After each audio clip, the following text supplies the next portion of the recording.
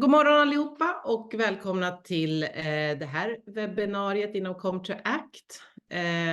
Vi har ju webbinarieserier inom CommToTalk för att inspirera kring klimat- och miljöfrågor när det gäller kommunikation. Vi kommer spela in dagens webbinarie så att den finns att hitta sen på CommToTalk.se eller på vår YouTube-kanal som också heter CommToTalk.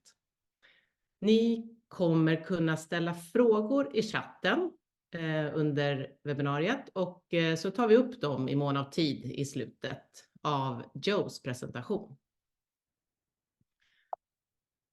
Så ska vi se.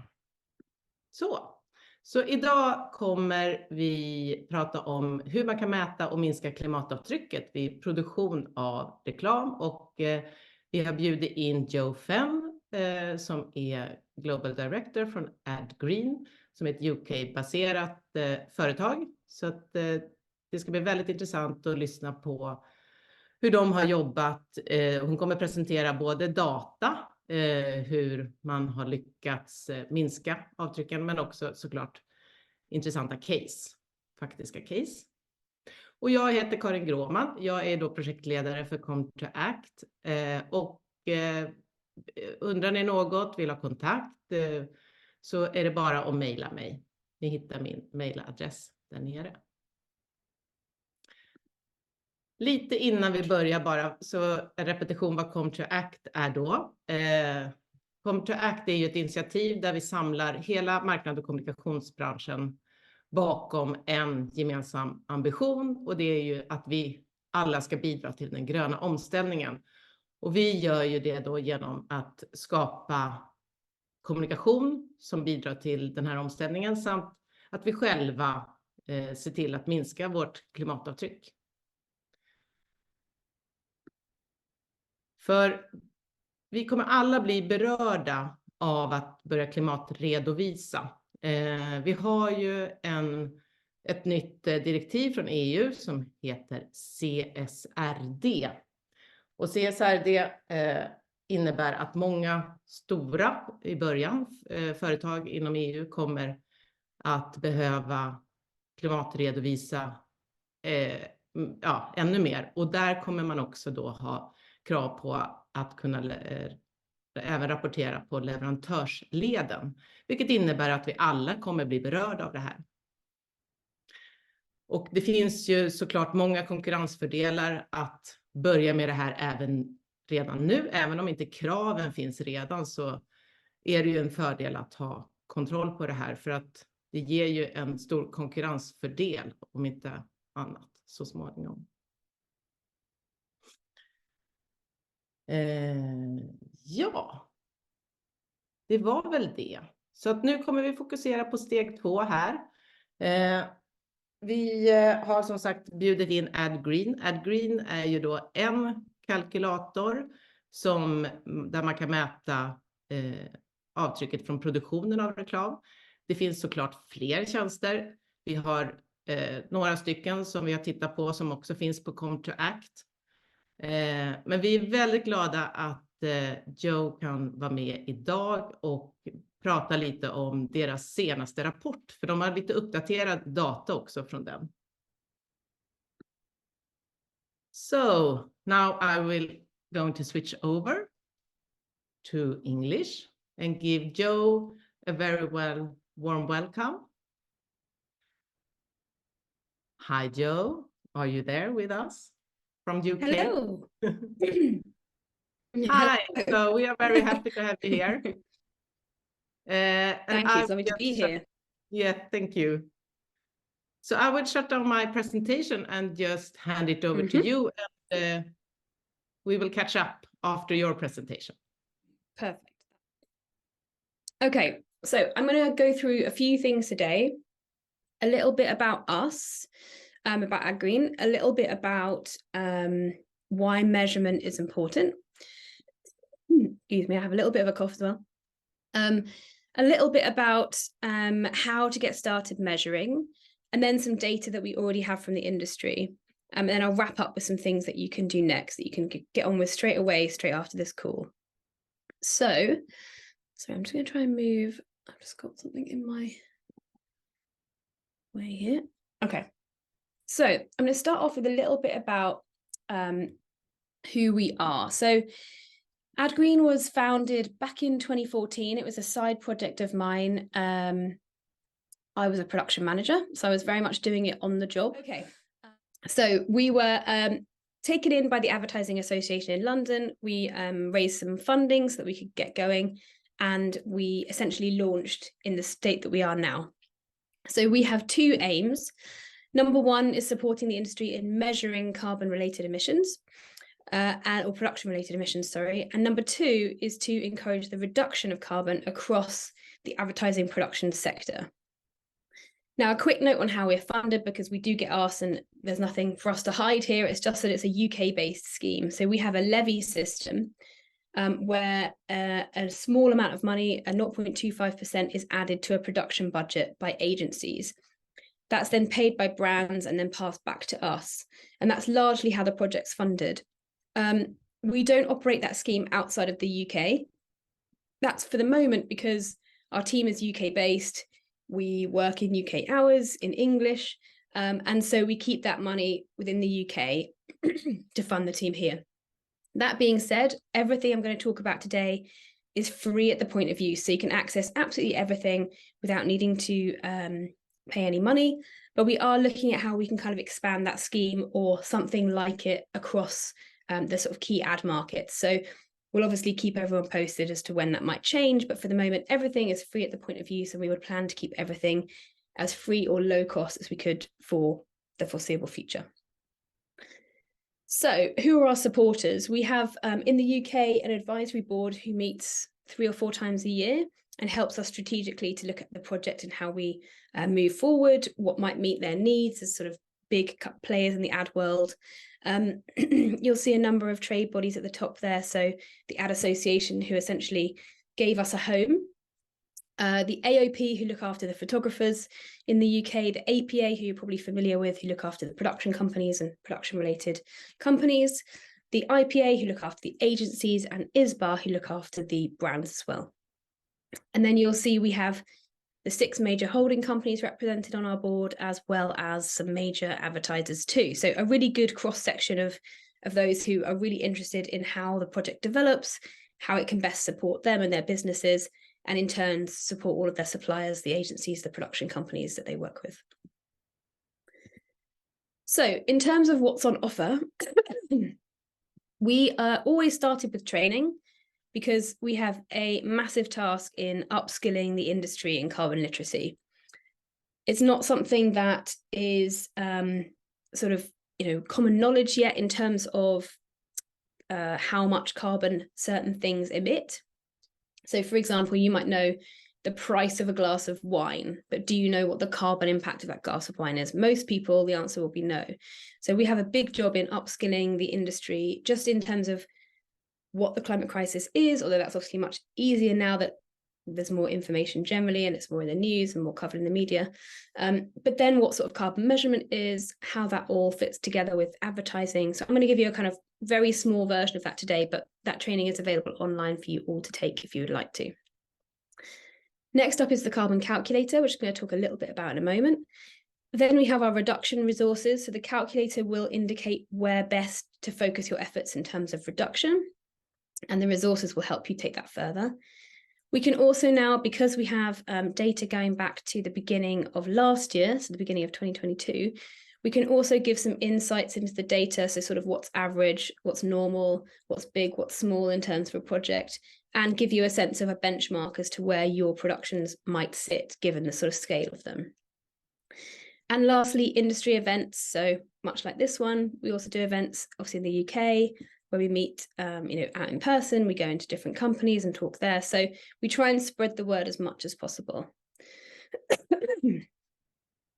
So I think Karen touched on this, but in terms of the wider industry picture, we are part of advertising, the Advertising Association's Ad Net Zero Action Plan, which has 5 actions. So action number 2 is reducing emissions from ad production, and that's where we come in. So we are essentially, for the moment, the recommended program to engage with when it comes to reducing emissions from production.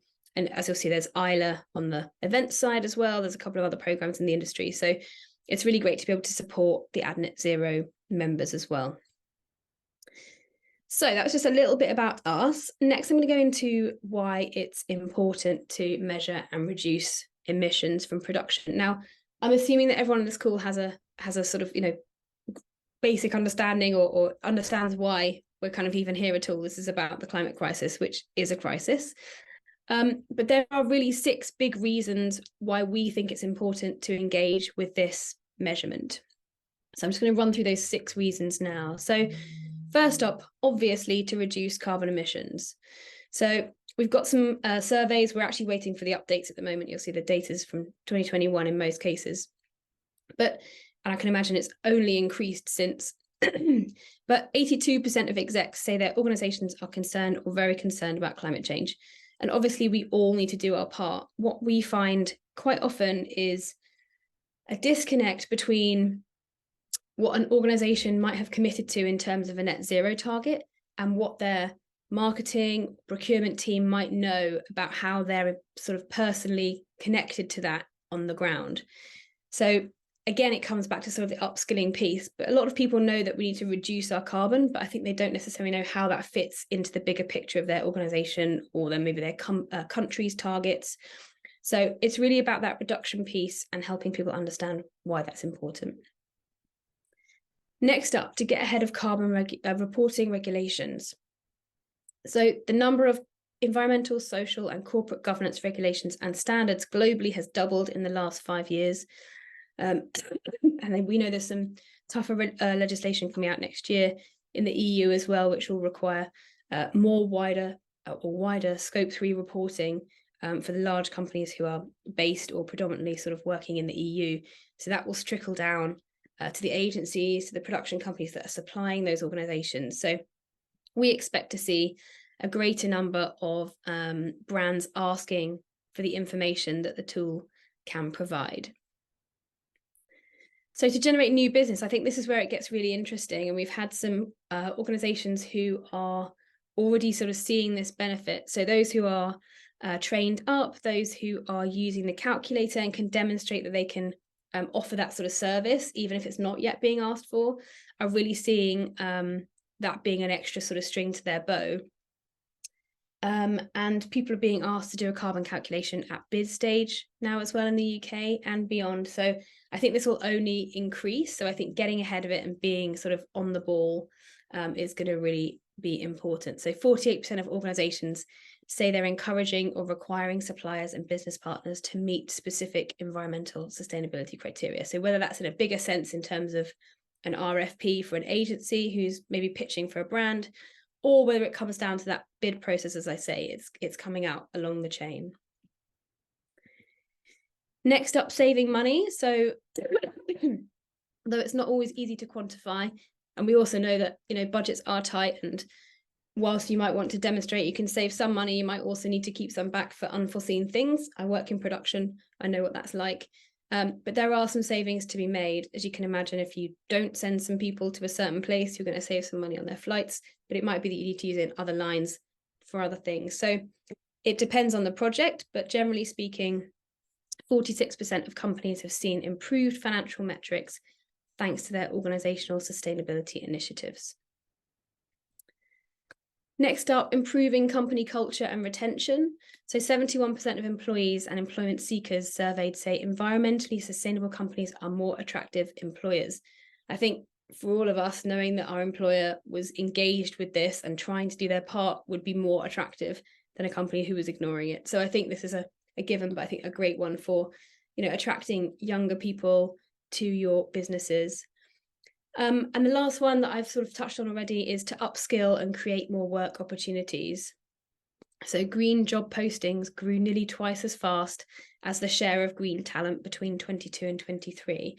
Now, we've seen in the UK people who are working on getting all of the different training that we offer done. They're then using that as a kind of badge on their CV. This is particularly for freelance talent, freelance production managers, production assistants, to really sell themselves as being carbon literate, as being up to speed with these things. So we've seen that already, that people are sort of recognizing that opportunity. So I hope those 6 reasons just demonstrate not just why we think it's important, but why I think everyone knows it's important in terms of the surveys that have been out. So hopefully that demonstrates that as well. So next up, just a few things on how to get started with measurement. So if anyone's not familiar with our calculator, you can sign up for an account.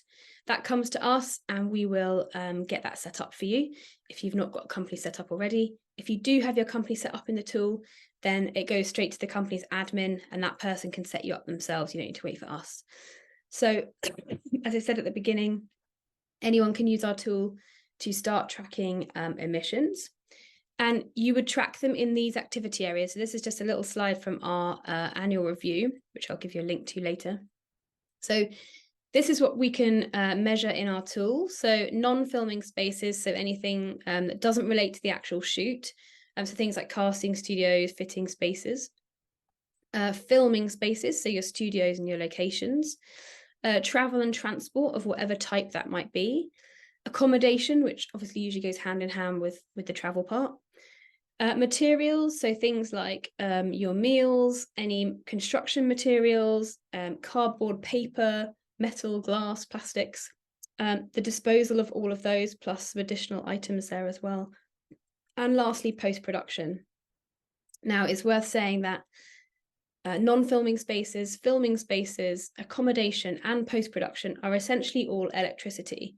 So if you are able to find any of those spaces on renewable energy, then that will obviously be a big carbon saving as well. So those we kind of do group together into spaces.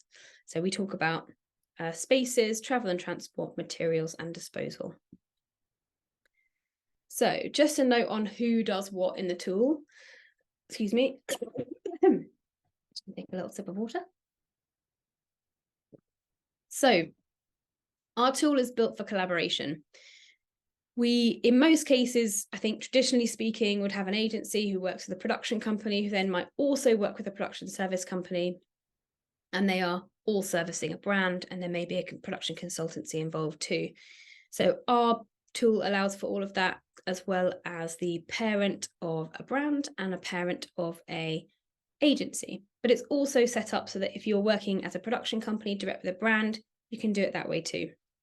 What generally happens is whoever is leading the project, we call the PPP, so the principal production partner, they would set up a project and they would invite the production company or any other production service companies as needed to contribute information to that footprint.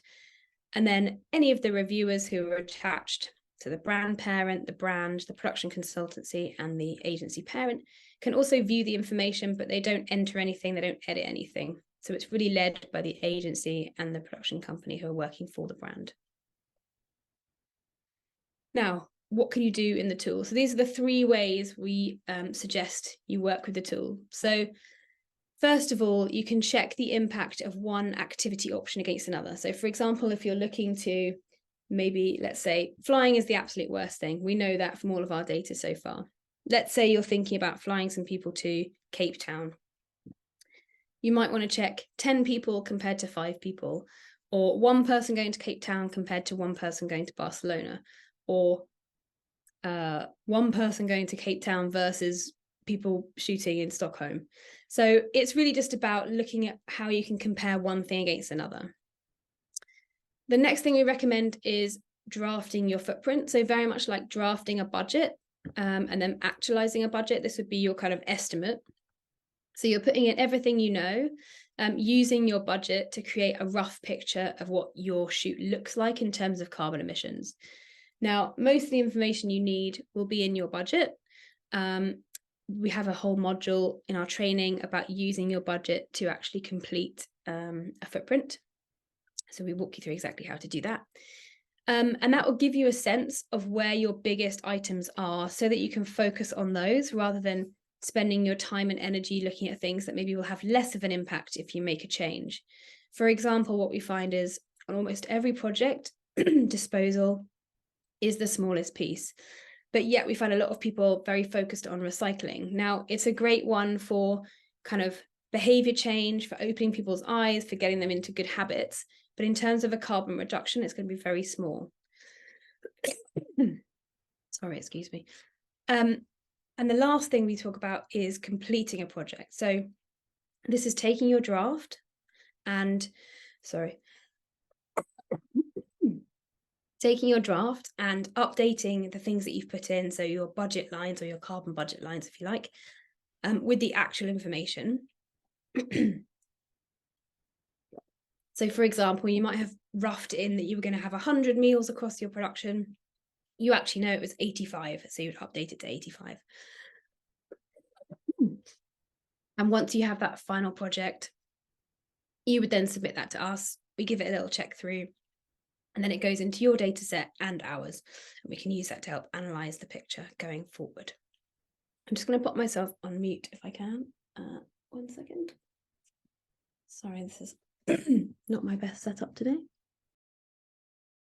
So I will just pop in with a question then. This part of being able to get the knowledge out in the industry, is that something that you can follow and measure how that work is going, or? Thank you for rescuing me. Yeah, we've been tracking kind of how many people we've been training. I don't have the numbers to hand, but we do have a rough idea of the number of people in the industry, certainly in the UK, and the sort of percentage that we're training. We could definitely do with more people being trained, but I think there is a good base level of people who are, from the sort of engaged big agencies that we're working with and the larger production companies too. I think there is a real sense of, we understand we need to know this, and we're seeing companies commit to training all of their staff, for example, rather than just a few people who are interested. So I think that's definitely shifting. And the other thing we've seen is an increase in creatives taking the training as well, which is really interesting to us, because really a lot of these things start with the creative idea. And, once a sort of an idea or something has been sold into the client, it's not always easy for production to change how that might be done, because sometimes it might require a small creative tweak to execute the idea with less carbon. So the fact that the creatives are going on that training too is really, really important, and really great that we've seen that increase. So yeah, thank you for asking that question and giving me a short break. So next up, it's worth just saying that, oh, hang on, I've lost my little mouse. There we go. The average production manager can only remove 15 to 20% of the carbon from a project's carbon footprint. And that goes back to what I literally just said about the sort of idea. If you have an idea where, maybe it's December, you're looking to shoot for a summer ad, you need to then go to the Southern Hemisphere. If that's been sold into the client, by the time the production manager gets hold of the project, there's going to be very little they can do. You're already needing to fly somewhere. You're already going to send a team. So it's about kind of moving that responsibility up the chain. I think in the beginning, there was a lot of talk about, it's the production company's problem, but actually it comes way before that. So this is just to kind of, I guess, give people the confidence that it's not down to one individual to do this whole job of decarbonising production. It's a group activity, and that each person will only have so much they can do themselves. So as you'll see here, so it's things people can do themselves with the help of the tools, resources and training, things they can influence. So a great one for this is, you might not be able to change your studio's energy supplier, very unlikely you'd be able to do that. But the more people that ask that studio, are you on renewable energy? That's going to shift at some point. So, and the last one is unavoidable emissions they'll need to offset. So even the most carbon conscious shoot in the world will have something left over. So for example, for most people, it will be meals, they will be eaten, there will be an impact involved with that. So offsetting is the kind of final piece of the puzzle. It's not a kind of, oh, I've done this shoot, now I can offset the whole thing and I've done the job. It's really about reducing first and offsetting just those last pieces. So I'm going to give you a little insight into the numbers from our annual review. So we published our first annual review in March this year, and that was for all projects completed last year, 2022. And we actually recently posted a little half-year update as well, but most of the stats I'm going to give you are from the full year. And I'll touch on a couple of things from the update as well. So first of all, just to give you some context, this is from a book called How Bad Are Bananas? I don't know if anyone's familiar with this book, but it's brilliant. Every person who comes to work in the ADGreen team gets a copy when they first join as their joining present. But it's a great book. It takes you from very small activities in terms of carbon to very large ones. So it's a great book to kind of dip into, see where things fall. It's got a great index in the back. So if you're looking for something specific, you can find it in the book. But here are a few examples. But the one to kind of keep in your mind are the two at the bottom. So the global average footprint for a person is 7 tons. So 7 tons. The UK, it's 13. I'd imagine Sweden's probably a little bit lower, but probably not far off that as well. So 7 global average, 13 UK average. Keep those in your mind as we go through. So we had 515 projects completed last year. That's already doubled this year. So the kind of use of the tool has also massively increased this year, which is amazing. That's what we wanted to see. But this is for the 515 from last year. The total tonnage recorded across those projects was almost 2,500 tons. So compared to 7 tons for one person for a year. So the average impact, the mean average impact of a project across those projects was 4.7 tons. So for one project, 4.7 tons. Now, a project in our tool can be anything that's motion, audio, or stills based.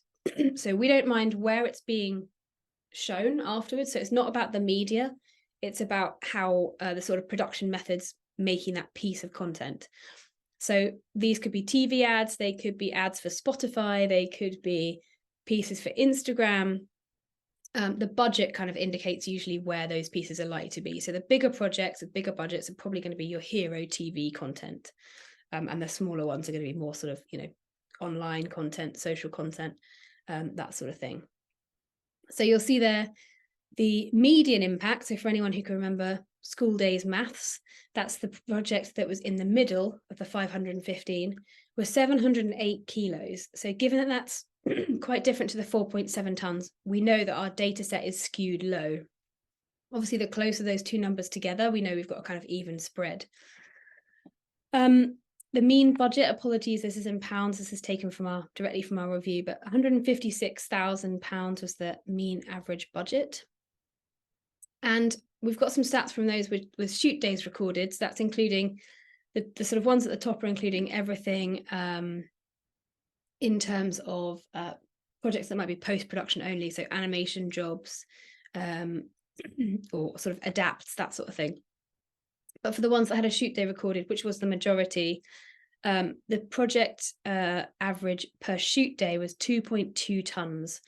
So quite often we get asked the question, what's the sort of average amount per shoot day? So we had always quoted 2 tons, thinking that felt about right, but we actually know that for sure now, it's 2.2.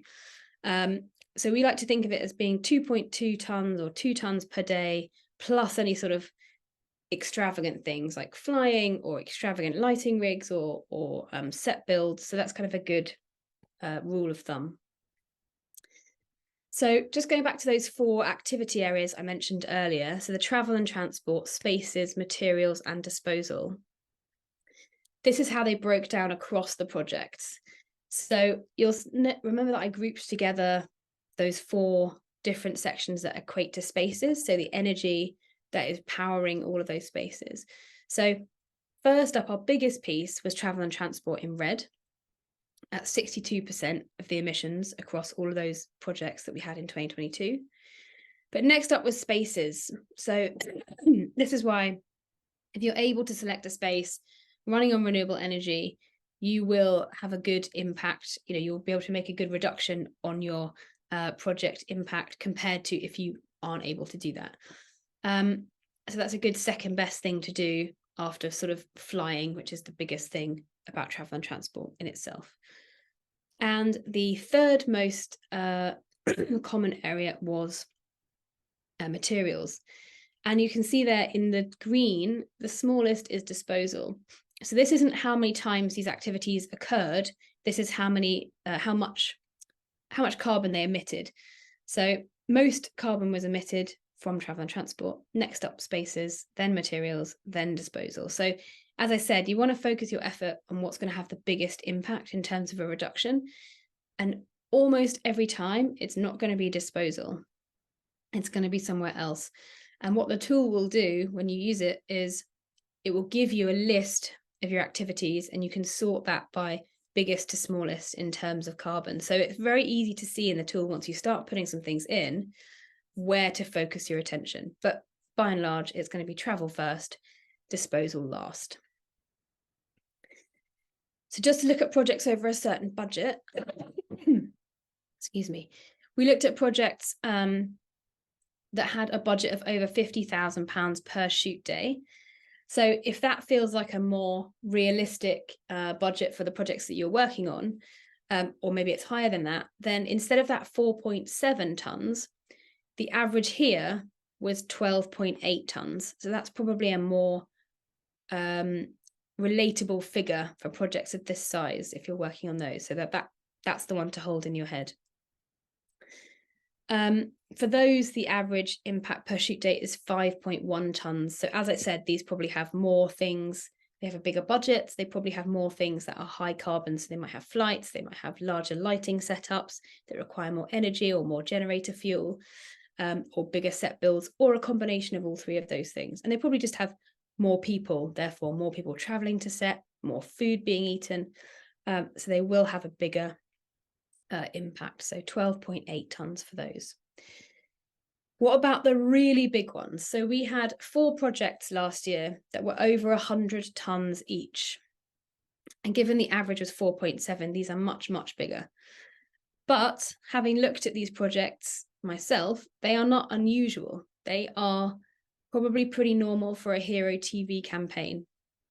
So these aren't out of the ordinary. It's just that we didn't have many of them recorded, and we have a lot more of them this year, which is great to see, because we can really start to think about how we can help people tackle these really big ones. So for those, travel and transport was 74%. So the bigger shoots get, the more that travel and transport becomes a massive part. You can't even see, it's less than 1%. You can't even see the disposal here. In fact, it's less than 0.1% compared to the other things that we're talking about. So that big spaces chunk on the side down the top right hand corner, and then materials in the blue as well, is very, very small. So the bigger your shoot gets in terms of budget and size, the more likely it is the majority is going to be travel and transport. So when you're using the tool, you can compare your own. So we all became mathematicians earlier this year when we got this data out of the tool. So when you use the tool, you'll see that export to CSV button just there, and you will be able to export your own data. So that comes out as a CSV Excel file. So essentially a list of your projects, and you'll be able to analyze those in exactly the same way we did, with some simple pivot tables, and get your averages, your largest, your smallest, your percentages by activity area. So you'll be able to do all the same analysis that we have done on your own projects too. And you can now also download a detailed CSV. So instead of it being a project per line, you can download a CSV with an activity per line. So it allows you to dive a lot deeper into what types of activities, not just travel and transport or materials, are actually causing the biggest parts of your footprint. So you could perhaps look at that over 6 months, over a year, and then you can start to develop information or develop understanding that can help you create some policies. So for example, you might see that catering is one of your biggest items, and you could set a policy to make that vegan only going forward, and you'd have a pretty decent reduction doing that. So it really helps you to see where your biggest things are and where to focus your attention. So my next portion, I'm just going to talk through a few things that we've seen in terms of inspirational stories. And I will send these slides over afterwards so you can have a look at these. There's some links in here you can follow to read these and sort of get more of the background info. Obviously, we've only got a few minutes here. So this is the one we like to talk about a lot. This was corn. I don't know if you guys have corn in Sweden, but it's a fake meat. And they do sausages and all kinds of things. But they are a pretty big brand here in the UK, and they worked with their agency Adam and Eve and their production company Mind's Eye. So this came out last year, and this is a really lovely story. So it was a one-day shoot on location with puppets. You can see the cow and the chicken there. And what was great about this story is that the whole chain, so not just the sort of agency was leading this, it was led by the brand, as you can imagine, being a non or a sort of a meat alternative. I'm a vegetarian, I couldn't find that word. Meat alternative product. They obviously have an eye on sustainability. They've marketed their product as being low carbon in the past. So they shared their sustainability policy right at the start. The expectation was then set. And given that that was set from the beginning, that meant everyone knew that sort of demonstrating how they could make reductions was going to be really important. So Mind's Eye included what they thought they could do in their pitch, so in their bid.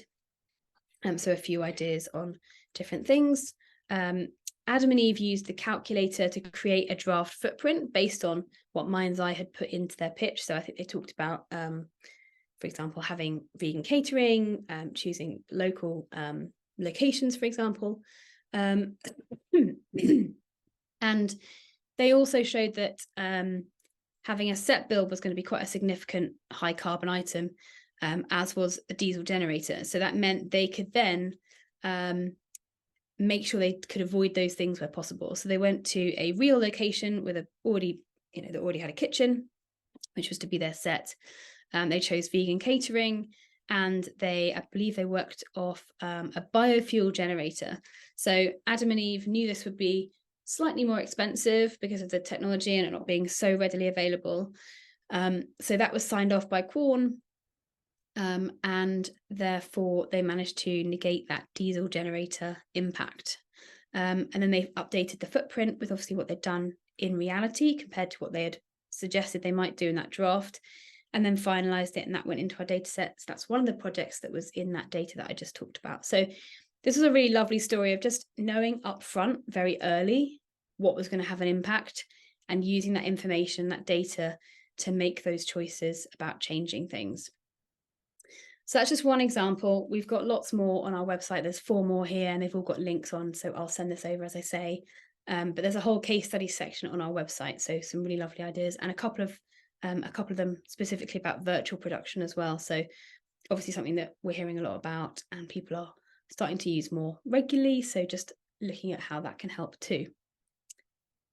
So we'll start to wrap up now, and then we've hopefully got some time for some questions. So just a little bit about what to do next. So without me needing to give you loads and loads of things to do, you can use our step-by-step guides. So on our homepage of the website, if you scroll down, you'll find these step-by-step guides. Select the one that is most relevant to you. And this will take you through about 5 or 6 steps to getting upskilled and on board with the calculator and through to the other side of looking at your data and deciding what to do with that in terms of creating policies for your organization. So really easy, really simple. Pick the one that is most relevant to you and work through those 5 or 6 steps. And you will come out the other side being carbon literate, fully on board with the calculator, and being able to tell all of your suppliers and clients how much you know. And lastly, as I mentioned, those 2 reports that we've put out, so the annual review for last year and the mid-year review that we've just published as well. And we'll be publishing the next year of data in March next year. So we're just about to wrap up this year. So if any of you are working on projects already in the tool, do get them wrapped up by the end of the year, and then they can be included in that data as well. And we will be publishing that in around March. So that's me. I'm going to shut this down.